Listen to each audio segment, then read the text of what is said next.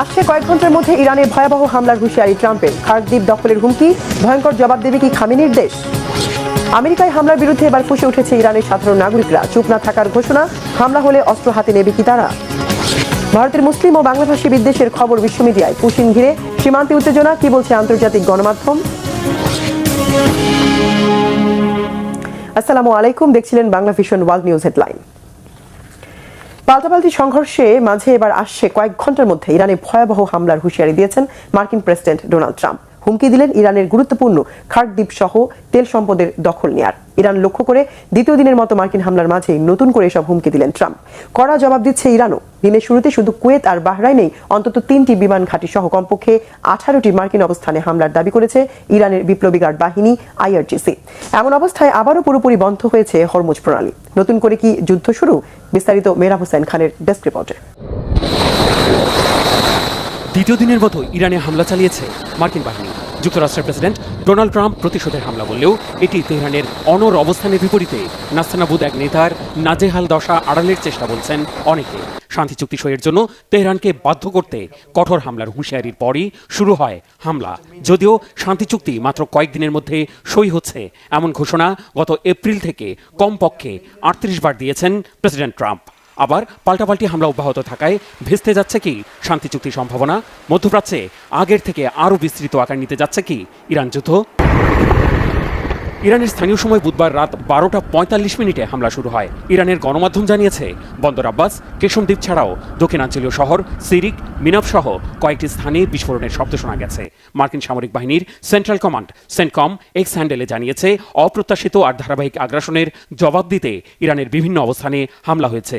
পাশাপাশি আগের দিন বাহরাইনে যুক্তরাষ্ট্রের 5ম নৌবহরে ইরানের ড্রোন হামলার দাবি নাকচ করেছে সেন্টকম। পাল্টা জবাব দিতে বৃহস্পতিবার সকাল থেকে পরবর্তী কয়েক ঘন্টায় মধ্যপ্রাচ্যের অন্তত 18টি মার্কিন অবস্থানে 2 দফায় হামলার দাবি করেছে ইরানের বিপ্লবী গার্ড বাহিনী IRGC। জানানো হয়েছে সমুদ্র আর আকাশপথে কুয়েতের আলী আল সালেম আর আহমদ আল জাবের বিমান ঘাঁটি এবং বাহরাইনের শেখ ইসা বিমান ঘাঁটিতে হামলা হয়েছে। এতে মার্কিন বাহিনীর F-15, F-16 আর F-35 যুদ্ধবিমান ধ্বংসের দাবি করেছে IRGC। ইরানের অন্তত 20টি ড্রোন ধ্বংসের দাবি করেছে জর্ডানের সেনাবাহিনী। শত্রুর হামলা প্রতিরোধে রাজধানী তেহরানের পশ্চিমাঞ্চলে সক্রিয় হয়েছে আকাশ প্রতিরক্ষা ব্যবস্থা। মার্কিন ক্ষেপণাস্ত্র আর ড্রোন লক্ষ্যভ্রষ্ট করতে চালু হয়েছে জ্যামার। আবারও হরমুজ প্রণালী দিয়ে তেলবাহী ট্যাঙ্কার, বাণিজ্যিক জাহাজ সহ সব ধরনের নৌযান চলাচল বন্ধের ঘোষণা দিয়েছে তেহরান। নয়া ঘোষণা আমলে না নেয় 2টি জাহাজে হামলার খবরও দিয়েছে IRGC। ইরানের হামলাকে তোয়াক্কা না করার ভাব দেখালেও বাস্তবতা দেখাচ্ছে ভিন্ন চিত্র। নিজেদের ভূখণ্ডে হামলা চালানো বন্ধ করতে ইরানকে সতর্ক করে সম্মিলিত বিবৃতি দিয়েছে যুক্তরাষ্ট্র ও ইউরোপের কয়েকটি দেশ সহ 22টি দেশ, যেখানে বলা হয়েছে সার্বভৌমত্ব আর আন্তর্জাতিক নিয়মনীতি লঙ্ঘন করছে ইরানের হামলা। এদিকে ইরানে পাল্টাপাল্টি হামলার মধ্যেই ওমানের সিনাস বন্দরে ভারতের আরেকটি জাহাজে আগুন লেগেছে। এর আগে ওমান সাগরে ভারতের একটি জাহাজে মার্কিন বাহিনীর ড্রোন হামলায় অন্তত 3 জন নাবিক নিহতের খবর নিশ্চিত করেছে নয়াদিল্লি। এ নিয়ে গত এক সপ্তাহে ওই অঞ্চলে ভারতের 3টি জাহাজে হামলা হলো। Mehrab Hossain Khan, Bangla vision news desk. এদিকে ফুটবল বিশ্বকাপের আমেজের মাঝে ইরানের হামলার চরম উত্তেজনায় ফুঁসছে তেহরানের সাধারণ মানুষ। তাদের সাফ কথা, অন্যায় আচরণের মুখে এবার আর চুপ থাকা নয়, আঘাত এলে পাল্টা আঘাতই একমাত্র পথ। হাফিজুল ইসলামের ডেস্ক রিপোর্টে বিস্তারিত। আমেরিকার ক্রমাগত চাপ আর হুমকির মুখে ইরানের সাধারণ মানুষ এখন ক্ষুব্ধ। তেহরানের বাসিন্দাদের সাফ কথা, মার্কিন ও ইসরায়েলি সরকারের চালানো অন্যায় হামলা ও শত্রুতার মুখে আর চুপ করে বসে থাকা যায় না। আঘাত এলে পাল্টা আঘাত করাই এখন একমাত্র পথ। বহুদিন থেকেই নানা রকম নিষেধাজ্ঞা আর চাপ দিয়ে ইরানকে কোণঠাসা করতে চাইছে ওয়াশিংটন ও তার পুরনো মিত্র তেল আবিব, যার জেরে অভ্যন্তরীণ সংকটে চরমভাবে জর্জরিত ইরান। এর মধ্যেই পাল্টাপাল্টি হামলায় ভেঙে পড়ার একেবারেই নিকটে রয়েছে দুই পক্ষের মধ্যকার চলমান যুদ্ধবিরতি। এমন পরিস্থিতিতে দীর্ঘদিনের জমে থাকা ক্ষোভ দেখাচ্ছে ইরানি জনগণ। যখন কেউ আপনার সাথে অন্যায় আচরণ করে বা অহেতুক কড়া ভাষায় কথা বলে, তখন আপনাকেও উপযুক্ত জবাব দিতে হবে। আপনি চুপচাপ দাঁড়িয়ে হাত গুটিয়ে বসে থাকতে পারেন না। কোনো দ্বন্দ্ব তো আর নরম সুরে সমাধান হয় না। এই ঝামেলা যত দ্রুত শেষ হয় ততই মঙ্গল। আমি চাই আমাদের দেশের মানুষ, সরকার এবং পুরো পৃথিবী যেন শান্তিতে থাকে। আমেরিকার সাথে ইরানের সম্পর্ক থাকুক, আমি সেটা অবশ্যই চাই, কিন্তু ইরানের স্বার্থ ক্ষুণ্ণ হবে কিংবা অন্য পক্ষ গায়ের জোর খাটিয়ে আমাদের উপর কোনো সিদ্ধান্ত চাপিয়ে দেবে আর বাধ্য হয়ে সেটা মেনে নিতে হবে, এমন শর্তে সম্পর্ক হবে না। মধ্যপ্রাচ্যে চলমান উত্তেজনার আগুনে ঘি ঢেলেছে নতুন করে শুরু হওয়া সংঘর্ষ। সম্প্রতি একটি মার্কিন অ্যাপাচে হেলিকপ্টার ভূপাতিত করার অভিযোগ তুলে ইরান সীমান্তে রাডার ও প্রতিরক্ষা ঘাঁটিতে হামলা চালায় মার্কিন বাহিনী। আমেরিকার এমন আগ্রাসী আচরণের জবাব দিতে দেরি করেনি ইরান। দেশটির বিপ্লবী গার্ড বাহিনী কুয়েত ও বাহরাইন সহ উপসাগরীয় অঞ্চলে মোট 22টি মার্কিন লক্ষ্যবস্তুতে একযোগে রকেট ও ক্ষেপণাস্ত্র হামলা চালিয়েছে। অনেক ইরানি মনে করেন বিশ্বকাপের পরপরই বড় আকারের যুদ্ধ শুরু হতে পারে, তবে আঘাত এলে পাল্টা আঘাতের কোনো বিকল্প নেই। সামনে যেহেতু বিশ্বকাপ ফুটবল, আমার মনে হয় না আগামী 1 মাসের মধ্যে এই সংঘাত আর বড় আকার ধারণ করবে। কিন্তু বিশ্বকাপের পর যদি কোনো সমঝোতায় পৌঁছানো না যায়, তবে যুদ্ধ শুরু হয়ে যাওয়ার একটা বড় আশঙ্কা রয়েছে। আমাদের জবাবটা হওয়া উচিত সমানে সমান। আঘাত এলে পাল্টা আঘাত করতে হবে। সবকিছুর পরেও তারা যদি যুদ্ধের পথ পরিহার করে আলোচনার টেবিলে ফিরে আসে, আমার মতে সেটাই হবে উভয় পক্ষের জন্য সবচেয়ে উত্তম সিদ্ধান্ত। গত এপ্রিলের যুদ্ধবিরতির পর ইরান ও আমেরিকার মধ্যে এবারের সংঘর্ষই সবচেয়ে বড় ও ভয়াবহ। এই পাল্টাপাল্টি হামলা একটি সাময়িক যুদ্ধবিরতিকেই ধ্বংস করেনি, একই সঙ্গে চলমান আলোচনাকেও ফেলেছে হুমকির মুখে। বিশ্লেষকেরা বলছেন, কখনো যুদ্ধের হুমকি, কখনো সমঝোতার আলাপ। প্রেসিডেন্ট ট্রাম্পের এমন স্ববিরোধী অবস্থান নস্যাৎ করে দিচ্ছে টেকসই শান্তি চুক্তির সকল সম্ভাবনা। হাফিজুল ইসলাম, বাংলা ভিশন। মার্কিন প্রেসিডেন্ট ডোনাল্ড ট্রাম্প তার মাথা ও ব্রেন ইসরায়েলের প্রধানমন্ত্রী বেনিয়ামিন নেতানিয়াহুর হাতে তুলে দিয়েছেন বলে মন্তব্য করেছে ইরানের সাধারণ নাগরিকরা। তারা বলছে, ইরান যুদ্ধে নিজেদের ব্যর্থতা ঢাকতেই নানা অজুহাতে খামেনির দেশে হামলা চালাচ্ছে আমেরিকা। তাদের অভিযোগ, যুদ্ধে ইসরায়েলকে সমর্থন জানিয়ে প্রেসিডেন্ট ট্রাম্প একই ভুল বারবার করছেন। আমেরিকার অযৌক্তিক দাবি ইরান কখনোই মেনে নেবে না বলেও সাফ জানিয়েছে খামেনির দেশের মানুষ। শহীদ আরাফাতের ডেস্ক রিপোর্ট। কেন ইরানে নতুন করে হামলা শুরু করেছে যুক্তরাষ্ট্র? এটা কি শুধুই হরমুজ প্রণালীতে একটি মার্কিন হেলিকপ্টার ভূপাতিত করার প্রতিশোধ, নাকি এর পেছনে আছে যুক্তরাষ্ট্রের বড় কোনো স্বার্থ? ইরানের দাবি, হেলিকপ্টারকে ইস্যু করে মূলত মিত্র ইসরায়েলকে সহায়তা করতে এবং আমেরিকা তার নিজস্ব স্বার্থ রক্ষা করতেই ইরানে হামলা চালাচ্ছে। অবশ্য বিশ্লেষকদের মতে, হরমুজে অস্থির পরিস্থিতির জন্য আন্তর্জাতিক সম্প্রদায় ডোনাল্ড ট্রাম্পকে দায়ী করায় মার্কিন ব্যর্থতা ঢাকতে আবারও ইরানে হামলা চালিয়েছে যুক্তরাষ্ট্র। এই যুদ্ধ থেকে বের হতে মরিয়া আমেরিকার সামনে বিকল্প সম্মানজনক পথ খুবই কম। তাই হামলার মাধ্যমে ইরানকে চাপে রেখে শান্তি চুক্তি করতে চান প্রেসিডেন্ট ট্রাম্প। কেননা মার্কিন প্রেসিডেন্ট খুব ভালোভাবেই জানেন, ইরানের দাবি মেনে চুক্তি করলে তা আমেরিকার ব্যর্থতা হিসেবে দেখা হবে। ট্রাম্পের এই দুর্বলতা বুঝতে পেরে ইরানও কঠোর অনড় পদক্ষেপ নিতে আগ্রহী। সাফ জানিয়ে দিয়েছে, মধ্যপ্রাচ্য থেকে যুক্তরাষ্ট্র সরে না দাঁড়ালে হরমুজ প্রণালী আর কখনোই আগের অবস্থানে ফিরবে না। ফলে আমেরিকা ও ইরান যখন কেউ কাউকে ছাড় দিতে নারাজ, যখন না যুদ্ধ না শান্তি অবস্থা, যখন হুমকি পাল্টা হুমকি আর পাল্টাপাল্টি সংঘাত চলছেই, তখন যুদ্ধ আরো দীর্ঘ হবে, এমনটাই শঙ্কা বিশ্লেষকদের। শুধু বিশ্লেষক নয়, সাধারণ ইরানিরাও মনে করছেন, এই যুদ্ধে নিজেদের ব্যর্থতা ঢাকতেই চুক্তি নামে আদতে ইসরায়েলের স্বার্থ রক্ষার পায়তারা করছে আমেরিকা। তাদের অভিযোগ, যুদ্ধে ইসরায়েলকে সমর্থন জানিয়ে প্রেসিডেন্ট ট্রাম্প একই ভুল বারবার করে আসছেন। এই ভুল তাকে এমন এক চোরাবালিতে ফেলে দিয়েছে, যেখান থেকে তিনি আর কখনোই উঠে দাঁড়াতে পারবে না বলে মত ইরানি জনগণের। আমার মনে হয় ট্রাম্প তার ব্রেন নেতানিয়াহুকে হস্তান্তর করে দিয়েছে, আর এই বিশাল ভুল তাকে চোরাবালিতে ফেলেছে। এরই মধ্যে এটা প্রমাণিত। আমরা আলোচনায় আগ্রহী হলেও তারা যুদ্ধ করতে চায়। এই পরিস্থিতিতে আলোচনায় সমাধান সম্ভব নয়। তবে ইরানের মাটিতে আবারও হামলা চালিয়ে এমনকি নতুন করে যুদ্ধ শুরু করেও আমেরিকার প্রেসিডেন্ট কোনো কিছু আদায় করতে পারবে না বলে মত তেহরানের বাসিন্দাদের। ইরানকে আত্মসমর্পণের খেলায় আমেরিকা 47 বছর ধরে ব্যর্থ হয়ে আসছে, এবারও ব্যর্থ হবে বলে মনে করছেন তারা। 47 বছরের প্রথম দিন থেকেই তারা আমাদের ওপর হামলা চালিয়েছে, যাকে আমি যুদ্ধ নয় আক্রমণ বলি। আমেরিকার উদ্দেশ্য হলো ইরানকে আত্মসমর্পণ করতে বাধ্য করা, যা এই গত 47 বছরে ঘটেনি। ট্রাম্পের অযৌক্তিক দাবিগুলো ইরানের জনগণ কখনো মেনে নেবে না, আর ট্রাম্পও নেতানিয়াহুর বুদ্ধিতেই চলবে। তাই এই যুদ্ধ আরো দীর্ঘায়িত হওয়ার সম্ভাবনাই বেশি। ইরানের নাগরিক ও বিশ্লেষকদের মতে, পরমাণু ও হরমুজ ইস্যুতে ছাড় দেবে না ইরান। সেই সাথে জব্দ থাকা অর্থ ফেরত না পাওয়া পর্যন্ত ইরানের শান্তি চুক্তিতে রাজি হওয়ার সম্ভাবনা খুবই কম বলে মত বিশ্লেষকদের। Shahid Arafat, Bangla vision, news desk. এবার বিশ্বকাপের জমকালো আসর শুরুর আগেই আন্তর্জাতিক ফুটবল থেকে ইরানকে দ্রুত বহিষ্কারের দাবি তুলেছে খোদ ইরানের প্রবাসী নাগরিক ও বিরোধীদের একটি বড় অংশ। তাদের অভিযোগ, ইরানের ফুটবল ফেডারেশন এখন দেশটির বিশেষ সামরিক বাহিনীর পুতুল হিসেবে কাজ করছে। তবে ইরানের সাধারণ নাগরিকরা বলছে, এমন অভিযোগ কেবল মার্কিন মদতপুষ্ট দেশটির নির্বাসিত নেতা রেজা পাহলভির অনুসারীদের। হাফিজুল ইসলামের আরেকটি ডেস্ক রিপোর্ট। ইরানকে নিষিদ্ধ করা হবে আন্তর্জাতিক ফুটবল থেকে, এমনকি দেশটির জাতীয় ফুটবল দলকেও অবিলম্বে বহিষ্কারের সিদ্ধান্ত নেওয়া হবে। সম্প্রতি বিশ্ব ফুটবলের অভিভাবক সংস্থা ফিফার কাছে দাবি উঠিয়েছে একদল প্রবাসী ইরানি নাগরিক এবং ইসলামী সরকারের বিরোধী পক্ষের একটি অংশ। এরা সংখ্যায় অনেক কম, আর এসব ইরানিদের বেশিরভাগই রেজা শাহ পাহলভির অনুসারী। যুক্তরাষ্ট্রের লস অ্যাঞ্জেলেস সিটি হলের সামনে জড়ো হওয়া বিক্ষোভকারীদের দাবি, ইরানের ফুটবল ফেডারেশন এখন স্বাধীন নয়, বরং এটি সেনাবাহিনী ও সরকারের বিশেষ অংশ দ্বারা নিয়ন্ত্রিত। খোদ ইরানি হয়েও নিজ দলের বিরুদ্ধে দাঁড়ানোর বিষয়ে কি যুক্তি দিচ্ছেন আন্দোলনকারীরা? আমরা ফিফার কাছে দাবি জানাচ্ছি যেন তারা ইরানের ফুটবল ফেডারেশনকে নিষিদ্ধ করে, কারণ এই ফেডারেশন সরাসরি ইরানের বিশেষ সামরিক বাহিনী IRGC এর প্রভাবে চলে। এটা ফিফার নিয়মনীতির স্পষ্ট লঙ্ঘন। ইরানের ফুটবল ফেডারেশন এখন পুরোপুরি এই বাহিনীর ছায়াতলে কাজ করছে। সেখানে খেলাধুলা আর রাজনীতি আলাদা কিছু নয়। স্টেডিয়াম হলো ইরানের এমন এক জায়গা যেখানে লাখ লাখ ইরানি মানুষ একসাথে জড়ো হতে পারে এবং নিজেদের মনের কথা প্রকাশ করতে পারে। আর ঠিক এই কারণেই ফুটবল এবং খেলাধুলাকে নিয়ন্ত্রণে রাখা এবং দমনপীড়ন চালানোর জন্য সামরিক বাহিনী এটিকে তাদের প্রধান লক্ষ্য বানিয়ে নিয়েছে। সিটি হলের সামনে এমন সব ক্রীড়াবিদদের ছবি নিয়ে হাজির হয়েছিলেন বিক্ষোভকারীরা, যাদেরকে ইরানের ইসলামী সরকার হত্যা বা নির্যাতন করেছে বলে অভিযোগ রয়েছে। আন্দোলনকারীদের দাবি, ইরান সরকার ফিফার আইন লঙ্ঘন করে খেলাধুলার উপর রাজনৈতিক প্রভাব খাটাচ্ছে। ফিফার নিয়ম বলছে কোনো দেশের ফুটবল সংস্থায় সরকার সরাসরি হস্তক্ষেপ করতে পারে না। বিশ্বকাপে জাতীয় দলের অংশগ্রহণ কিংবা খামিনি সরকারের বিরোধিতা করা অনেক প্রবাসী ইরানি অবশ্য মনে করেন তাদের দেশ নিয়ে নাক গলানোর অধিকার কোনো বিদেশি শক্তির নেই। যে কোনো শাসন ব্যবস্থার পরিবর্তনের ক্ষেত্রে পুরোপুরি ইরানের জনগণের ওপর নির্ভর করা উচিত, কোনো বিদেশি হস্তক্ষেপের মাধ্যমে নয়। এই ধরনের বিদেশি আক্রমণ বা বোমাবর্ষণ ইরানের সাধারণ মানুষের কোনো উপকারে আসবে না, উল্টো এটি দেশের ভেতরে ইরান সরকারের অবস্থানকে আরও শক্তিশালী ও মজবুত করবে।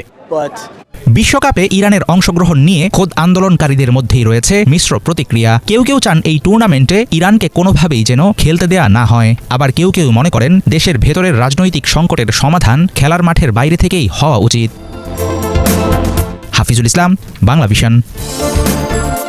নজিরবিহীন ভাঙনের মুখে দাঁড়িয়ে ভারতের জাতীয় রাজনীতিতে টিকে থাকার লড়াই এবার কংগ্রেসের সঙ্গে সম্পর্ক জোরদার করতে তৎপর হয়ে উঠেছে তৃণমূল কংগ্রেস। কংগ্রেসের সাবেক সভাপতি সোনিয়া গান্ধীর সঙ্গে তৃণমূল নেত্রী মমতা বন্দ্যোপাধ্যায়ের বৈঠকের পর রাহুল গান্ধীর সঙ্গে দীর্ঘ বৈঠক করেছেন তৃণমূলের সর্বভারতীয় সাধারণ সম্পাদক অভিষেক বন্দ্যোপাধ্যায়।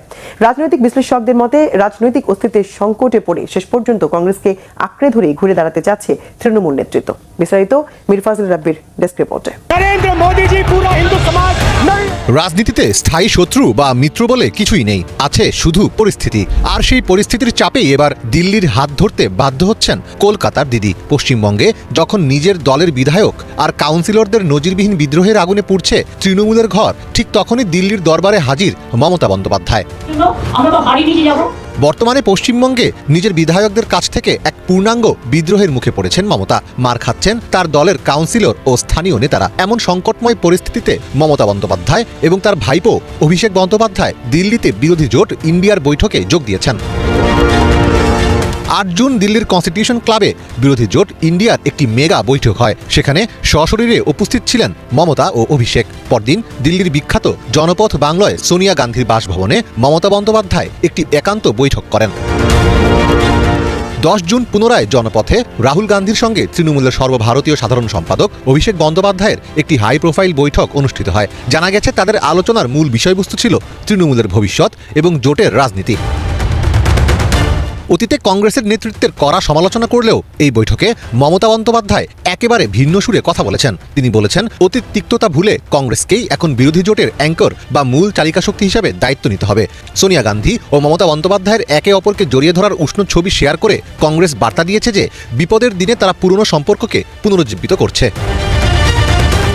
গত 4 মে নির্বাচনের ফলাফল প্রকাশের পর সবকিছু এক ঝটকায় বদলে গেছে। পশ্চিমবঙ্গে এবার আছড়ে পড়েছে প্রবল বিজেপি ঝড়। 294 আসনের রাজ্য বিধানসভায় তৃণমূল মাত্র 80টি আসনে সংকুচিত হয়ে পড়েছে। এই বিপর্যয় সামনে আসতেই দলের নেতৃত্ব, বিশেষ করে অভিষেকের বিরুদ্ধে তীব্র অভ্যন্তরীণ বিদ্রোহ শুরু হয়। এরই মধ্যে শতাধিক কাউন্সিলর পদত্যাগ করেছেন। ঋতব্রত বন্দ্যোপাধ্যায়ের নেতৃত্বে 60 জনেরও বেশি বিধায়ক মমতার ইচ্ছার বিরুদ্ধে গিয়ে বিধানসভায় বিরোধী দলনেতা হয়েছেন। নয়াদিল্লির প্রবীণ সাংবাদিকদের বরাত দিয়ে ইন্ডিয়া টুডে জানিয়েছে, কংগ্রেসের পক্ষ থেকে সোনিয়া গান্ধী মমতাকে দুটি নির্দিষ্ট প্রস্তাব দিয়েছেন। একটি হলো মমতা বন্দ্যোপাধ্যায়কে কংগ্রেসের জাতীয় সহসভাপতি করা হবে, অপরটি হলো অভিষেক বন্দ্যোপাধ্যায়কে দেওয়া হবে কংগ্রেসের জাতীয় সাধারণ সম্পাদকের পদ। এর বিপরীতে অভিষেকের পক্ষ থেকেও কিছু প্রস্তাব রাখা হয়েছে, যার মধ্যে অন্যতম হলো মমতাকে রাজ্যসভায় পাঠানো এবং মল্লিকার্জুন খার্গের পরিবর্তে তাকে উচ্চকক্ষের বিরোধী দলনেতা হিসেবে ঘোষণা করা। রাজনৈতিক বিশ্লেষকদের মতে নিজের তৈরি 3 দশকের পুরনো দলটিকে বিদ্রোহীদের হাত থেকে বাঁচানোর জন্য মমতার সামনে এখন সেরা বিকল্প হলো কংগ্রেসের সঙ্গে মিশে যাওয়া। এতে করে একদিকে যেমন তিনি জাতীয় রাজনীতিতে নিজের ভূমিকা ধরে রাখতে পারবেন, অন্যদিকে দলছুট হওয়ার হাত থেকে রক্ষা পাবেন তার রাজনৈতিক উত্তরসূরি অভিষেক বন্দ্যোপাধ্যায়। মীর ফজল রাব্বি, বাংলা ভিশন। মধ্যপ্রাচ্যে সংঘাতের আগুন ক্রমেই নতুন নতুন দেশে ছড়িয়ে পড়ছে। গাজা, ইরান, লেবানন ও সিরিয়াকে ঘিরে ইসরায়েলের চলমান আগ্রাসনের মধ্যে এবারে সরাসরি তুরস্কের নিরাপত্তা নিয়ে সতর্কবার্তা দিলেন দেশটির প্রেসিডেন্ট রিসেপ তাইপ এরদোয়ান। তার দাবি, ইসরায়েলের সামরিক তৎপরতা এখন শুধু প্রতিবেশী দেশগুলোর জন্য নয়, বরং তুরস্ক সহ পুরো বিশ্বের জন্যই হুমকিতে পরিণত হয়েছে। হিজাল জোবায়েরের ডেস্ক রিপোর্ট। মধ্যপ্রাচ্যের উত্তপ্ত ভূরাজনীতিতে নতুন সতর্কবার্তা দিয়েছেন তুরস্কের প্রেসিডেন্ট রিসেপ তাইয়েপ এরদোয়ান। তার ভাষায়, ইসরায়েলের সামরিক তৎপরতা এখন আর শুধু গাজা, লেবানন বা সিরিয়ার মধ্যে সীমাবদ্ধ নেই, এটি এখন সরাসরি তুরস্কের নিরাপত্তার জন্য হুমকিতে পরিণত হয়েছে। তিনি সতর্ক করেছেন, লেবানন ও সিরিয়ায় ইসরায়েলের চলমান আগ্রাসন শুধু আঞ্চলিক নয়, বরং পুরো বিশ্বের জন্যই বিপজ্জনক হয়ে উঠছে।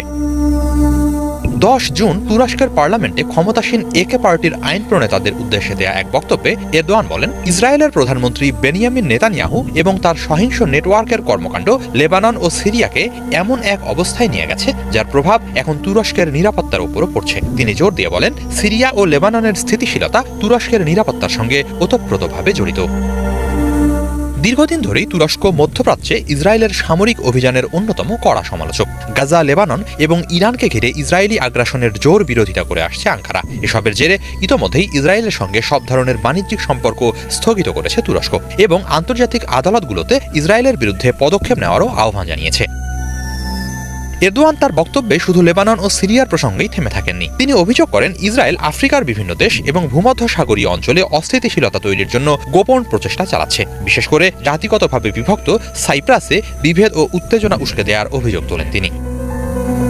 তুর্কি প্রেসিডেন্ট বলেন, কিছু ছোট রাষ্ট্র ও গোষ্ঠী নিজেদের সক্ষমতার চেয়ে অনেক বড় আকাঙ্ক্ষা নিয়ে ইসরায়েলের বিশৃঙ্খলার নৌকায় উঠে পড়েছে এবং পূর্ব ভূমধ্যসাগরে অবাস্তব স্বপ্নের পেছনে ছুটছে। যদিও তিনি কারো নাম উল্লেখ করেননি, তবে তার বক্তব্যকে পূর্ব ভূমধ্যসাগরে তুরস্ক বিরোধী জোট ও কৌশলগত তৎপরতার প্রতি ইঙ্গিত হিসেবে দেখছেন বিশ্লেষকরা।